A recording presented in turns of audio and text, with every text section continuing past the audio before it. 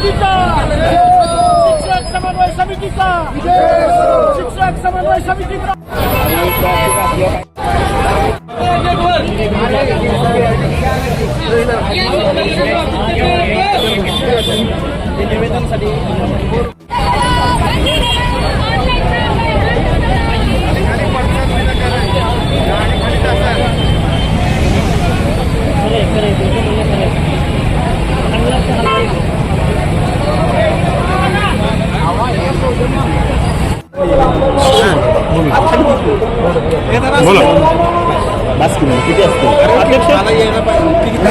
उदय शिंदे, राज्य नेते, महाराष्ट्र राज्य प्राथमिक शिक्षक समिती।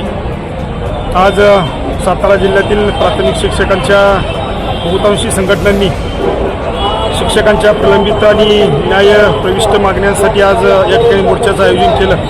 मी जिल्ह्यातल्या तमाम शिक्षक बंधू भगिनींना मनापासून खूप खूप धन्यवाद देतोय की आज प्रचंड संख्येने या मोर्चाच्या निमित्तानं या ठिकाणी सगळे लोक उपस्थित राहिले। खरं तर गेली अनेक वर्ष आमच्या प्रश्नांच्यासाठी आम्ही शासनाबरोबर सातत्याने संघर्ष करतोय, पण शासन प्रत्येक वेळी प्रश्नाला बगल देण्याचा निश्चितपणाने प्रयत्न करतंय। विशेषतः ज्या आमच्या मानगुटीवर एक TETचं भूत बसवलं गेलं आहे। खरं तर 2010 पूर्वी सेवेत आलेल्या लोकांना TETची आवश्यकता नसताना आज TET उत्तीर्ण झाल्याशिवाय तुमच्या पदोन्नत्या होणार नाहीत आणि तुम्हाला 2028 नंतर सेवेत ठेवलं जाणार नाही, अशा प्रकारचा निर्णय शासनाच्या वतीनं आमच्यावर लादला गेला आहे। आणि त्यामुळं 52, 53, 54 वर्ष वय झालेल्या शिक्षकांना TET उत्तीर्ण होणं अत्यंत कठीण होऊन बसलेलं आहे। पण इतका घोर अन्याय की त्याच्यामुळे आज पदोन्नत्या होत असताना सुद्धा जे TET उत्तीर्ण आहेत त्यांनाच पदोन्नतीमध्ये निश्चितपणानं न्याय दिला जातोय। खरं तर नैसर्गिक न्यायानं पदोन्नतीची प्रक्रिया पार पडायला पाहिजे, पण तसं अजिबात होत नाही। आमची मागणी एवढीच आहे की 2010 पूर्वी सेवेत आलेले जे सगळे आमचे लोक आहेत त्यांना कसल्याही पद्धतीनं कसल्याही परिस्थितीमध्ये TETची परीक्षा अनिवार्य करू नये, कारण त्यांच्यावर तो फार मोठा अन्याय आहे। कारण त्यानंतर जे लोक आले त्या सेवेमध्ये ते सगळे TET करूनच आलेले आहेत। RTEच्या कायद्यानुसार जरी आम्ही विचार केला तरी 2010 पूर्वीच्या लोकांना TETची आवश्यकता नाही। त्यामुळं त्या प्रश्नाच्या अनुषंगानं आम्हाला तातडीनं न्याय मिळाला पाहिजे आणि शासन स्तरावर त्या संदर्भानं चर्चा घडली पाहिजे अशी आमची प्राधान्यानं मागणी आहे। दुसरी मागणी करत असताना जे SIRचं काम आज आमच्या शिक्षकांच्यावर लादलं गेलेलं आहे।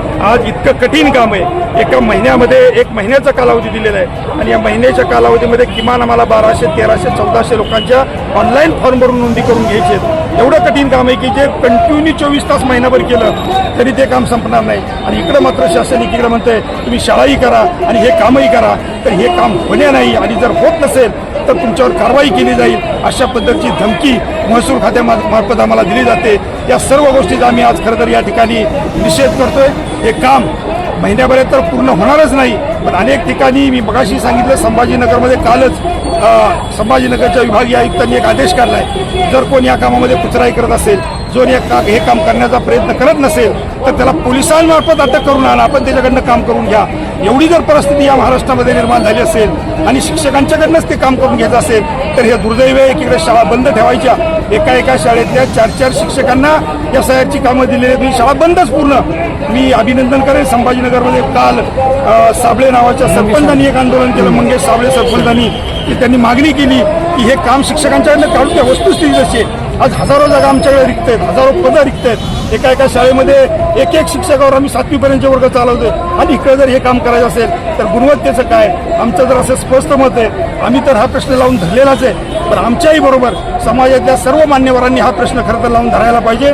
शासन स्तरावर प्रयत्न करत असताना अनेक विधानसभा, विधान परिषदेच्या सदस्य महोदयांनी हे प्रश्न उपस्थित केले। अगदी संसदेमध्ये सुद्धा TETचा प्रश्न उपस्थित झाला, पण तरी सुद्धा शासन दबायला तयार नाही। त्यामुळे उद्याच्या काळामध्ये संघर्ष हा तीव्र करावा लागेल। DLOचं काम असेल, संच मान्यतेच्या संदर्भातला आमच्यावर होत असलेला अन्याय असेल, 10 पटाच्या आतल्या शाळा बंद करण्याच्या संदर्भातला निर्णय असेल, असे अनेक चुकीचे निर्णय खरं तर या ठिकाणी होत आहेत आणि याचा निषेध म्हणून आम्ही आज खरं तर या मोर्चाचं आयोजन केलं। मी आपल्याला विनंती करेन, आपल्या माध्यमातून प्रशासनाला विनंती करेन की या प्रश्नांमध्ये आपण तातडीनं लक्ष घालावं।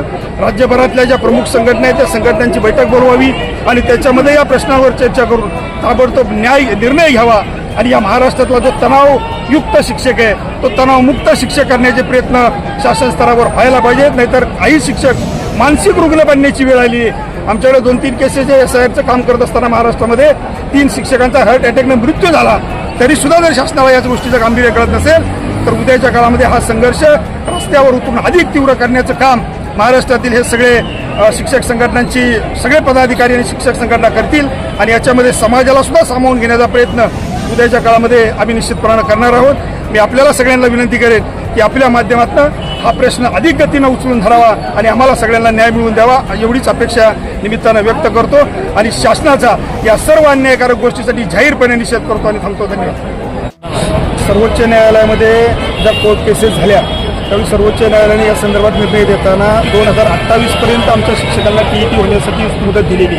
आमची एवढीच मागणी आहे की जर सर्वोच्च न्यायालयाने 2028पर्यंत आम्हाला मुदत दिली असेल तर यापुढची जी त्या संदर्भानं कार्यवाही असेल मग पदोन्नती जी असेल किंवा अन्य असेल तर 2028पर्यंत गृहीत धरून सर्वांना सेवाज्येष्ठतेनं पदोन्नती द्यावी.